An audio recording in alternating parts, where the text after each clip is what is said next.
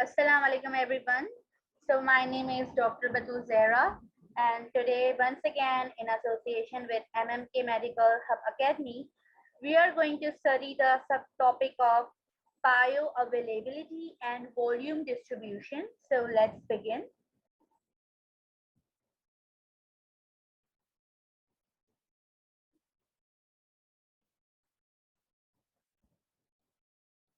So as we have discussed in the earlier classes that whenever a drug So, as we have discussed in the earlier classes, that whenever a drug needs to absorb, there are different sites of administration, like oral, percutaneous, intravenous, intramuscular, intrathecal, inhalation.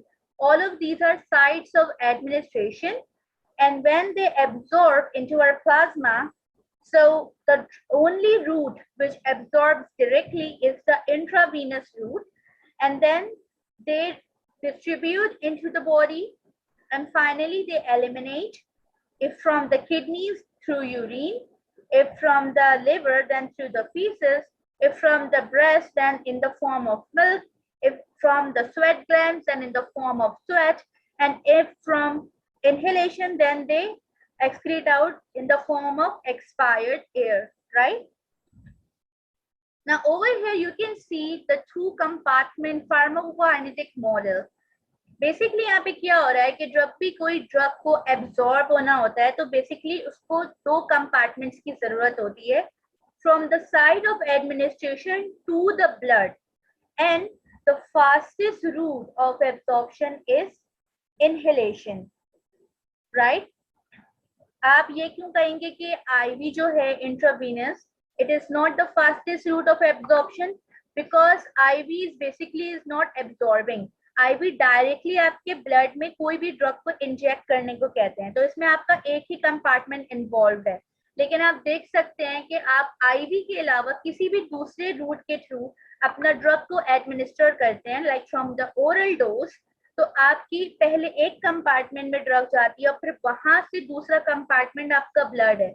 तो जब drug किसी एक compartment से blood के अंदर यानी दूसरे compartment में एंटर होती है, इस फिनोमेनन को आप एब्जॉर्प्शन कहते हैं। तो जो आपका फास्टेस्ट रूट ऑफ एब्जॉर्प्शन है that is inhalation, and the second most fastest route of absorption is sublingual.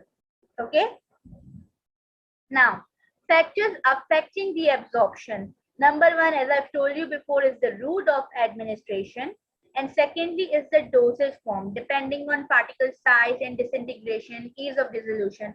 तो यहाँ पे आप देख सकते हैं कि अगर आपके पास कोई ड्रग सस्पेंशन फॉर्म में है, लाइक लिक्विड फॉर्म में, तो वो सबसे फास्टली एब्जॉर्ब होगी। उसके बाद कैप्सूल आपकी एब्जॉर्ब होगी, क्योंकि कैप्सूल बेसिकली जो है एक कवर के अंदर मेडिसिन होती है, तो जो कवर होता है वो हाईली लिपिड सॉल्युबल होता है और वो जल्दी एब्जॉर्ब हो जाता है।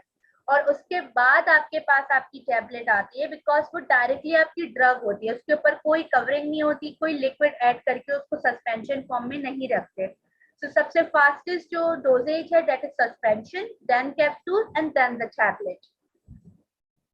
Now other things which greatly affect the absorption is molecular weight of the drug, lipid solubility, degree of ionization, drug solubility and chemical instability in gastric pH.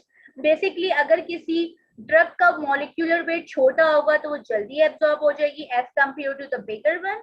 अगर कोई ड्रग लिपिड soluble है तो वो जल्दी ionise हो जाएगी, जल्दी absorb हो जाएगी as compared to the water soluble, क्योंकि आपको पता है आपके प्लाज्मा मेम्ब्रेन्स भी लिपिड soluble होते हैं।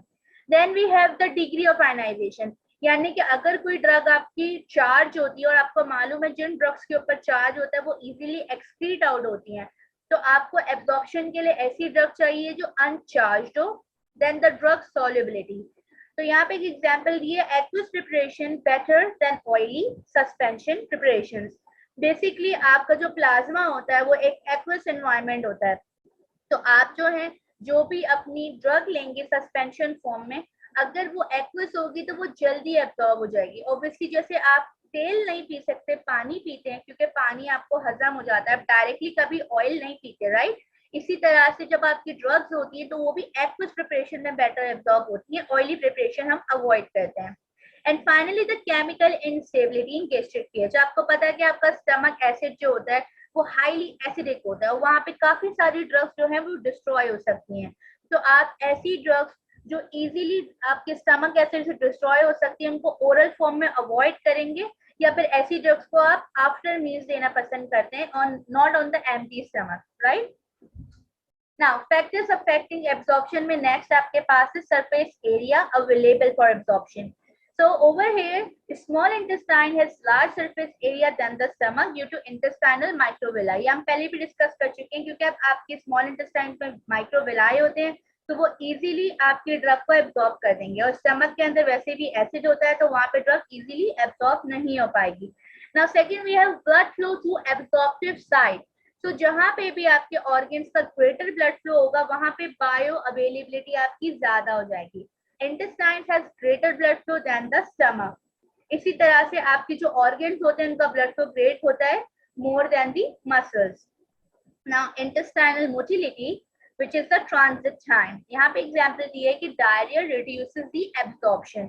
Basically what happens is, अगर आपने किसी patient को कोई drug दी और वो immediately आपके ओरली फॉर्म में दी और वो आपके इंटेस्टाइन्स तक पहुंची, लेकिन आपको डायरिया हो रहा था, और आपको पता है कि डायरिया के अंदर आपकी गैस्ट्रोकाइनेटिक एक्टिविटी कितनी इंक्रीज हो जाती है, तो हाई इंटेस्टाइनल मोटिलिटी की वजह से वो ड्रग इमीडिएटली आपके डायरिया के अंदर, आपके स्टूल्स के अंदर चली जाएगी और उसको टाइम नहीं मिलेगा एब्जॉर्ब होने का.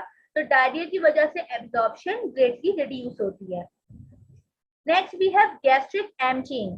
Drugs that increase the gastric emptying enhances the absorption. For example, metoclopramide, because slow gastric emptying can destroy the drugs which are unstable in stomach acids.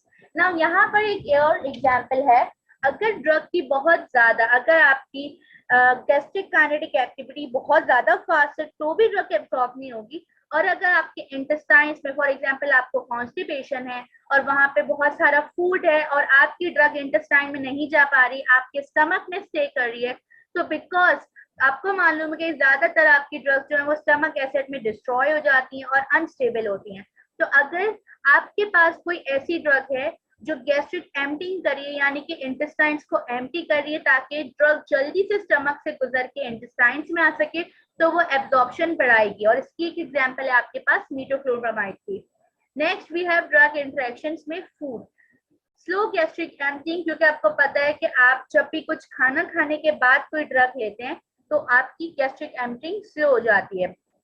Generally slow absorption, tetracycline, aspirin, penicillin B, ये सब आप orally दे सकते हैं. A fatty meal increase the absorption of fat soluble anti fungal drug, for example griseofulvin. यहाँ पे आपको ये कह रहे हैं कि अगर आपने कोई फैटी मील लिया जिसके अंदर फॉर एग्जांपल आप ऑयली फूड खाते हैं, और ऐसे मील के बाद अगर आप कोई एंटी फंगल ड्रग लेंगे तो वो इजीली एब्जॉर्ब हो जाएगी, क्योंकि एंटी फंगल फॉर एग्जांपल ग्राइसियोफल्विन एक फैट सॉल्युबल ड्रग है. So that's all about distribution and bioavailability chapter 1, and the next class we're going to discuss more of these things in detail. Thank you so much everyone.